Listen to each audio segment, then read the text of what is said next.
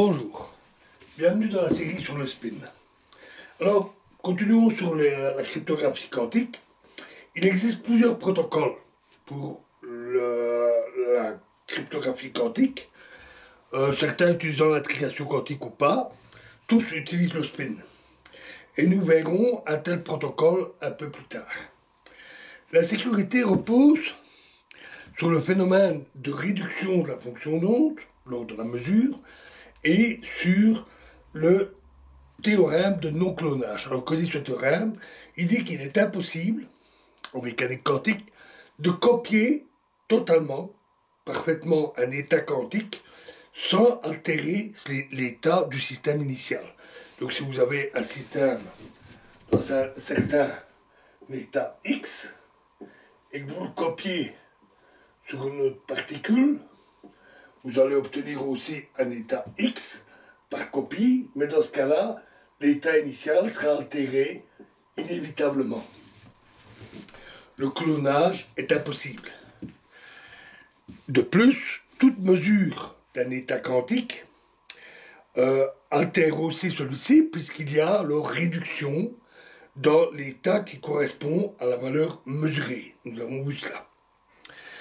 Or, l'interception par un espion nécessite des mesures ou copie de la donnée qui transite, et donc elle nécessite d'altérer l'état quantique du système utilisé, c'est inévitable, et le protocole garantit alors la détection d'une telle altération.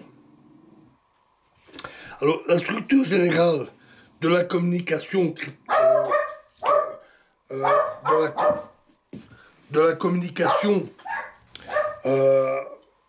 cryptée est la suivante. On a Albert et Bernard qui vont effectuer une communication cryptée basée sur la mécanique quantique. Chacun dispose d'un ensemble de dispositifs tels que des polariseurs, des choses de ce genre, et il y a deux canaux.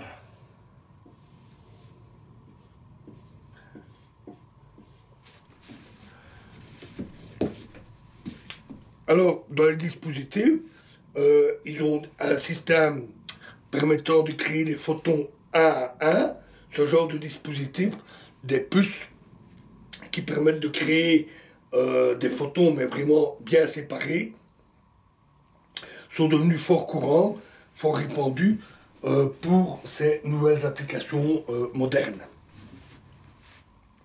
Et ils ont également tout ce qu'il faut pour manipuler ces photons en utilisant par exemple des polariseurs. Alors notons que la polarisation d'une onde électromagnétique correspond en fait au spin du photon, à l'orientation du spin. Et un polariseur permet de fixer la polarisation et donc le spin. Donc si on a un polariseur comme ceci, et une onde électromagnétique ou un photon, à ce moment-là, la polarisation va être fixée, disons par exemple, dans la direction verticale par le polariseur, c'est-à-dire le spin vertical. On a alors entre les deux un canal quantique, nous reviendrons là-dessus, qui est constitué généralement d'une fibre optique et qui permet l'échange de photons éventuellement intriqués. Donc la transmission d'un photon ici qui serait intriqué avec un autre photon dans le dispositif d'Albert. On utilise souvent des fibres optiques, mais on sait même utiliser d'autres moyens, par exemple transmission par satellite, qui a été mise au point en particulier par les Chinois, qui sont très avancés dans ce domaine. Et alors, en plus du canal quantique, on a un canal classique qui permet l'échange d'informations classiques, des données quelconques, tout à fait ordinaires, ainsi que éventuellement des messages cryptés. Une fois que les clés ont pu être échangées de manière sécurisée, on peut alors utiliser une cryptographie symétrique, robuste, pour transmettre des informations, des messages cryptés, via le canal classique. Ce canal peut utiliser le même support physique, par exemple la fibre optique. Le même support que pour le canal quantique. Les informations étant bien sûr envoyées à des moments différents.